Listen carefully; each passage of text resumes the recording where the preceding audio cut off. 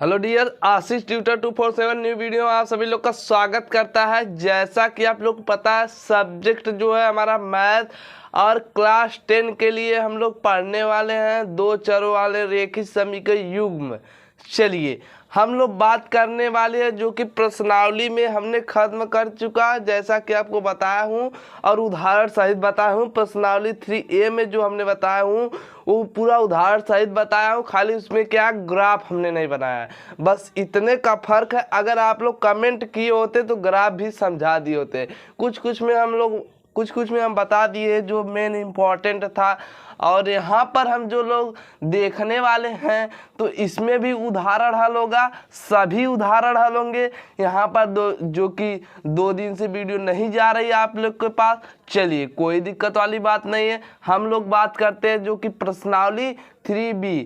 चलिए प्रश्नावली जो 3B का है उसका उदाहरण बताया जाएगा आप सभी लोग को। क्या उदाहरण में जो दिया रहेगा पहले उसको सवाल को आपको समझा दिया जाएगा, फिर आपको बताया जाएगा कि आगे क्या प्रोसेस है।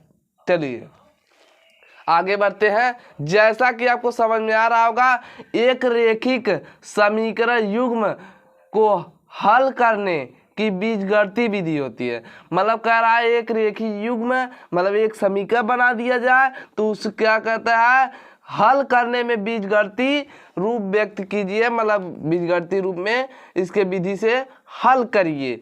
चलिए आगे बढ़ते हैं हम सभी लोग, जैसा कि आपको इतना समझ में आ रहेगा।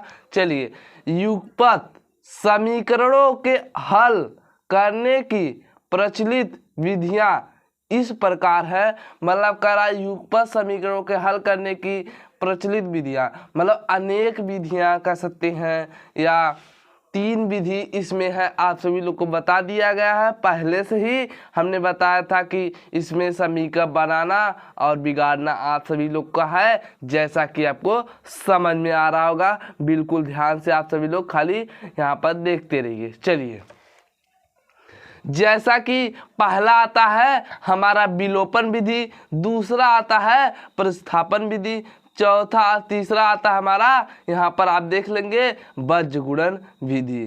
तो आप समझ चुके होंगे, तीनों टॉपिक आपको समझ में आ रहा होगा। चलिए हम इसमें बता देते हैं विलोपन विधि।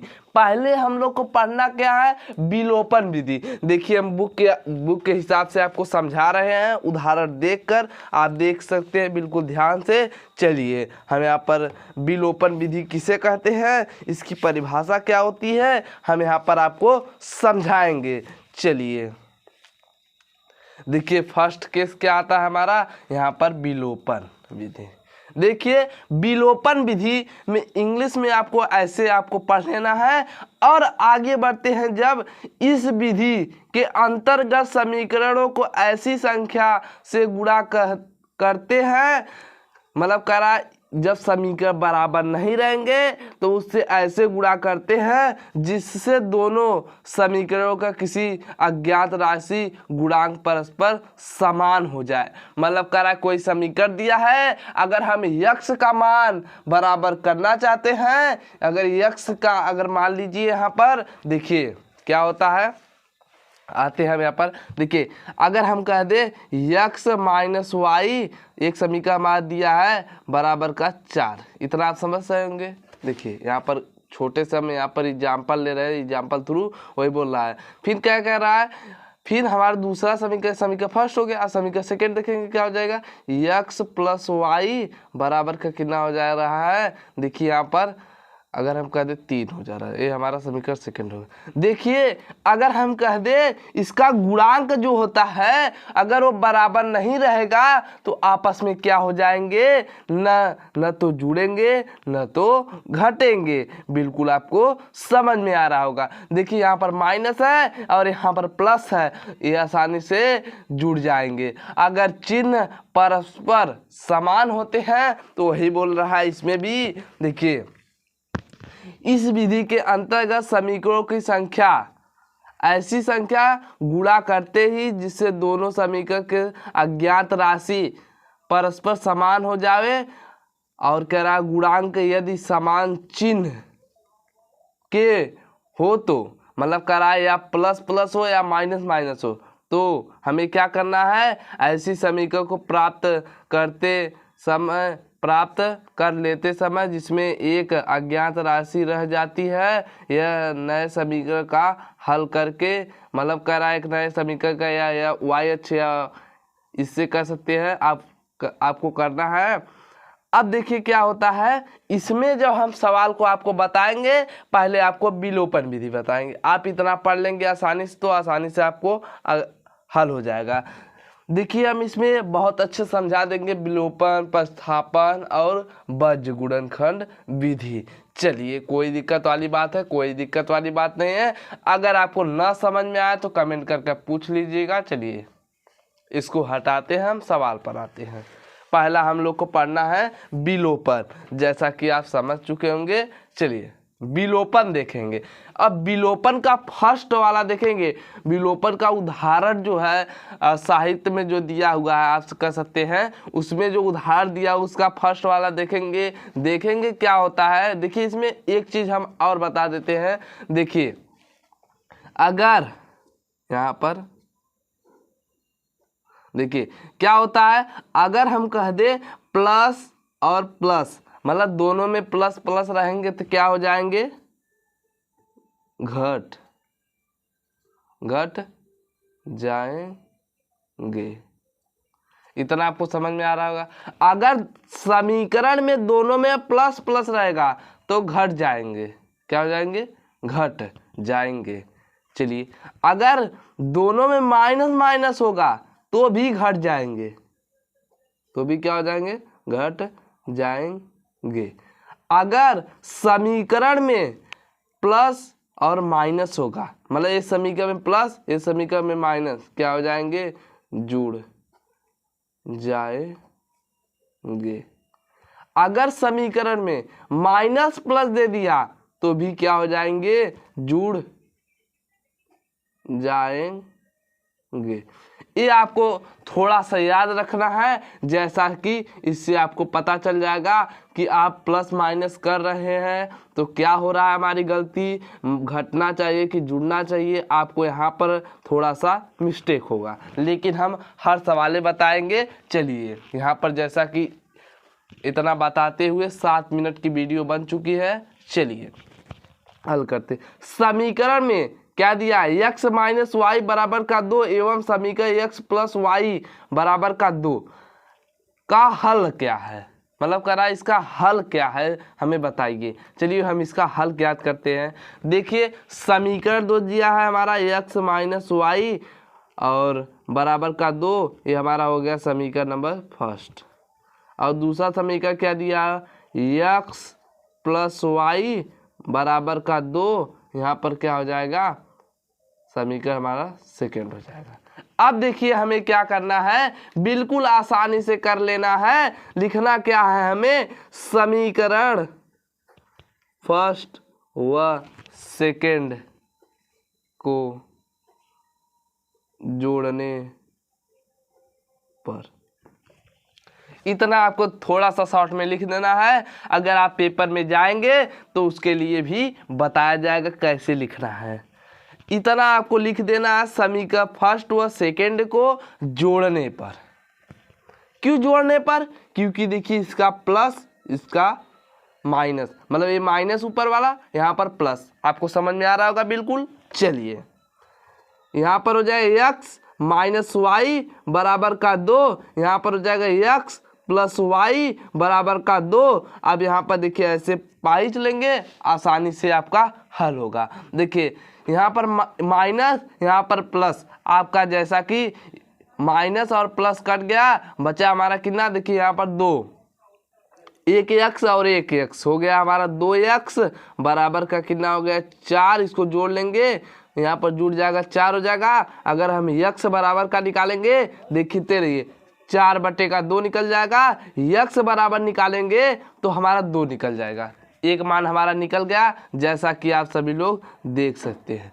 अब चलिए इसी पे हम सेकंड का मान निकाल लेते हैं, आप सभी लोग को दिखा देते हैं। बिल्कुल देखिए लिखेंगे क्या, x का मान समीकरण। देखिए समीकरण चाहे जितना बना हो, लेकिन आपको आसानी से रख लेना है। और यहाँ पर देख लीजिए समीकरण यक्स का मान समीकरण फर्स्ट में रखने पर। चलिए इतना आपको समझ में आ रहा होगा। अब क्या करना है, देखिए यक्स का मान समीकरण फर्स्ट में रखने पर हमें समीकरण फर्स्ट क्या है, हमारा समीकरण फर्स्ट आपको दिया हुआ है यक्स माइनस वाई बराबर का 2। देखिए इतना आपको पर्याप्त है।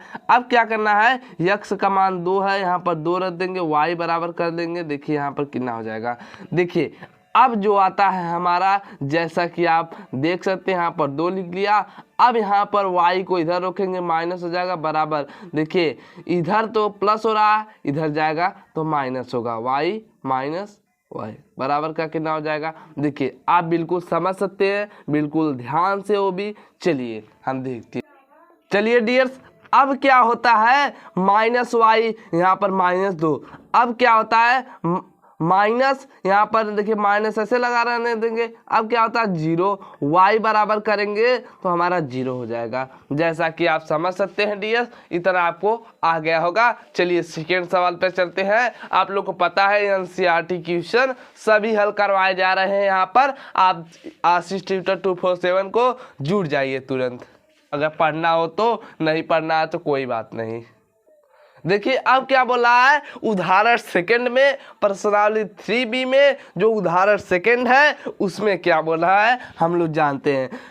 विलोपन विधि का प्रयोग करके, मतलब करा विलोपन विधि का प्रयोग करके निम्न रेखिक समीकरण युग्म के सभी संभव हल ज्ञात कीजिए। एनसीईआरटी क्वेश्चन है। चलिए हमने बताया प्लस माइनस देखकर आप लोग करिएगा। अगर प्लस माइनस जहाँ पर गलत हुआ वहाँ पर आपका पूरा नंबर चल जाएगा। आपका हिंदी नहीं है कि खाली ऊपर से देख लेंगे, नीचे सही है तो क्या हो जाएगा, आपको नंबर मिल जाएगा। लेकिन यहाँ पर प्लस माइनस का विशेष ध्यान रहे आप सभी लोग को, हम यही कहना चाहते हैं आप सभी लोग से। चलिए आगे बढ़ते हैं। अब देखिए क्या करना है, यहाँ पर 2x + 3y बराबर का 8, ये हमारा समीकरण फर्स्ट हो गया। अब 4x + 6y बराबर का 7 समीकरण हमारा सेकेंड हो गया। बिल्कुल आप समझ सकते हैं। अब क्या होता है, देखिए अगर हम गुणा करें, अगर हम x को बराबर करें या y को बराबर करें, किसी को हमें 1 को बराबर करना है। अगर हम इससे गुणा करेंगे, इसमें 6 से कर देंगे, इसमें क्या कर देंगे, इसमें 3 से कर देंगे। देखिए क्या होता है, समीकरण फर्स्ट में 6 से गुणा करने पर, इतना आपको समझ में आ रहा होगा। क्या हो जाएगा, 6 से गुणा करेंगे, लेकिन खाली y में नहीं होगा, सब समीकरण में होगा। ये जो हमारा फर्स्ट समीकरण है सब में होगा। क्या हो जाएगा, 6 दूनी 12x हो जाएगा, प्लस कितना हो जाएगा, यहाँ पर देखिए यहाँ पर हो जाएगा 18। अब देखिए क्या होता है, बराबर का कितना हो जाएगा, देखिए 6 8। देखिए अब हमारा यहाँ पर y हो गया। अब बराबर का क्या हो जाएगा, 48, 6 8 48 हो जाएगा। अब देखिए ये हमारा क्या बन गया, समीकरण हमारा थर्ड बन गया। समीकरण आप बनाते जाएंगे इसे। अब क्या हो जाएगा, अब हमें करना है समीकरण सेकंड में 3 से गुणा करने पर। बिल्कुल हम एकदम सरल तरीके से बता रहे हैं आप सभी लोग को। देखिए अब 3 से गुणा करेंगे, यहाँ पर भी 12 हो जाएगा, x हो जाएगा, प्लस कितना हो जाएगा 18y हो जाएगा, बराबर का कितना हो जाएगा 21 हो जाएगा। बिल्कुल आपको समझ में आ रहा होगा। ये हमारा समीकरण क्या बन जाएगा, फोर्थ। अब हम क्या लिखेंगे, देखिए डियर्स बहुत आसानी से बता रहे हैं आप सभी लोग को। समीकरण फर्स्ट व सेकेंड, फर्स्ट व थर्ड व समीकरण थर्ड व फोर्थ को घटाने पर। देखिए इतना आपको समझ में आ रहा होगा। अब हमें क्या करना है, देखिए यहाँ पर 12x लिखना है। अब देखिए 12x + 18y प्लस क्या होता है 18y। बिल्कुल आपको समझ में आ रहा होगा। चलिए कोई दिक्कत है, कोई दिक्कत वाली बात नहीं है। देखिए अब हमें कुछ नहीं करना है, आप सभी लोग को विशेष ध्यान देना है कि यहाँ पर देखिए बराबर, यहाँ पर भी बराबर। अब देखिए क्या है 48 और यहाँ पर 21। बिल्कुल आपको समझ में आ रहा होगा। चलिए देखते रहिए। देखिए डियर्स, यहाँ पर कुछ हमारा जो कि गलत हो गया, हमने समीकरण दोनों बराबर कर दिए हैं, लेकिन हमें एक करना था। चलिए हम यहाँ पर क्या करते हैं, जो हमारा समीकरण फोर्थ बना है उसको हम न लिखकर, यहाँ पर समीकरण हम फोर्थ न लिखकर हम क्या लिखेंगे यहाँ पर, बिल्कुल आप ध्यान दीजिएगा। देखिए समीकरण फोर्थ न लिखकर यहाँ पर 6y हो जाएगा। बिल्कुल आपको समझ में आ रहा होगा। चलिए कोई दिक्कत वाली बात नहीं। यहाँ जब समीकरण फर्स्ट में 6 से गुणा किए हैं, यहाँ पर किससे कर देंगे, 2 से कर देंगे। 2 तिया 6 हो जाएगा। यहाँ पर हमारा कितना हो जाएगा, 4 हो जाएगा। कितना, 4x। और यहाँ पर कितना हो जाएगा, हमें कोई दिक्कत वाली बात नहीं। अगर हम इस तरीके से भी करते हैं तो कोई दिक्कत वाली बात नहीं। अगर बुक के हिसाब से करते हैं, बुक में जैसे दिया है तो आपके बुक में ऐसे ही दिया है। चलिए हाँ, अगर आप कोई तरीके से करिए, कोई दिक्कत वाली बात नहीं। देखिए समीकरण फर्स्ट और सेकंड को घटाने पर अब हम घटाएंगे क्या आ जाएगा हमारा, देखिए माइनस माइनस प्लस। अब देखिए हम इसी विधि से करते हैं, कोई दिक्कत वाली बात है, कोई दिक्कत वाली बात नहीं। तब भी पर समीकरण बराबर हो जाएगा, तब भी पर समीकरण बराबर हो जाएगा। देखिए अगर आप इसको ना काटे हैं तो सॉरी यहाँ पर, चलिए कोई दिक्कत वाली बात है, ये भी समीकरण आपका सही है, कोई दिक्कत वाली बात है। अगर यहाँ पर 6 करना चाहते हैं 6 कर लीजिए, अगर यहाँ पर 18 रहना देना चाहते हैं, अगर यहाँ पर 12 रहना देना चाहते हैं तो कोई दिक्कत वाली बात नहीं। चलिए यहाँ तक आपको समझ में आ रहा होगा। चलिए अब क्या करना है, उसके बाद हम लोग यहाँ पर देखते हैं। देखिए हमारा क्या मिल जाएगा, देखिए ये भी कट जाएगा, ये भी कट जाएगा। देखिए यहाँ पर 12x, यहाँ पर 18y। देखिए माइनस माइनस गया, प्लस प्लस माइनस से गया। अब हमारा कितना बचेगा वो भी हम जान लेते हैं। चलिए देखिए 1 में से 8 में से 1 जाए तो कितना बचेगा हमारा, 7 बच जाएगा। 4 में से 2 जाए तो कितना बच जाएगा हमारा, बिल्कुल आप सभी लोग ध्यान से देख सकते हैं, क्योंकि हमने समीकरण थर्ड व फोर्थ को घटाया है। चलिए यहाँ पर 7 बच गया, यहाँ पर 4 में से 2 जाए 2 बच गए, 27। आपका आंसर कितना आ जाएगा, 27। यहाँ पर 0। देखिए अगर आप y का मान निकालना चाहते हैं, x का मान जब हमारा नहीं निकला तो y को कहाँ से निकालेंगे, कोई दिक्कत वाली बात है, कोई दिक्कत वाली बात। समीकरण आप ऐसे ही रहने देंगे, हम यहाँ पर जो काटे हैं कोई दिक्कत वाली बात नहीं। समीकरण को आप लिख लेंगे, दोबारा से हम यहाँ पर लिख दे रहे हैं। चलिए यहाँ पर क्या लिखेंगे, देखिए 12x + 18 y बराबर का 48। कोई दिक्कत वाली बात है, कोई दिक्कत वाली बात नहीं। चलिए देखिए बुक में जैसे आपका दिया है वैसे भी कर सकते हैं, इस तरीके से भी कर सकते हैं, कोई दिक्कत वाली बात नहीं है। अगर बुक के हिसाब से करते हैं तो यहाँ पर कितना हो जाएगा, बिल्कुल आप समझ सकते हैं। यहाँ पर जो होगा आप सभी लोग का घट जाएगा, तो आप सभी लोग का आ जाएगा, यहाँ पर 2 से गुणा हुआ 8 दूनी 16 हो जाता है। कोई दिक्कत वाली बात है, कोई दिक्कत वाली बात नहीं। चलिए डियर्स, हम यहाँ पर अब y का मान निकालेंगे। y का मान क्यों नहीं निकलेगा, देखिए यहाँ पर जो है इस एक सत्य कथन है, मतलब कह रहा है इस एक सत्य कथन है, अतः समीकरण के कोई हल नहीं है। मतलब कह रहा है ये समीकरण के कोई हल नहीं है, समीकरण के कोई हल नहीं है। कोई दिक्कत है, कोई दिक्कत वाली बात नहीं। चलिए आई होप आप समझ गए होंगे। तब तक के लिए जय हिंद, वंदे मातरम। समीकरण को आप ऐसे बने ही रहने देंगे। अगर बुक के हिसाब से करना चाहते हैं बुक के हिसाब से करिए, समीकरण ने बगल में लिख दिया है। चलिए ऐसे सभी लोग देख लीजिए।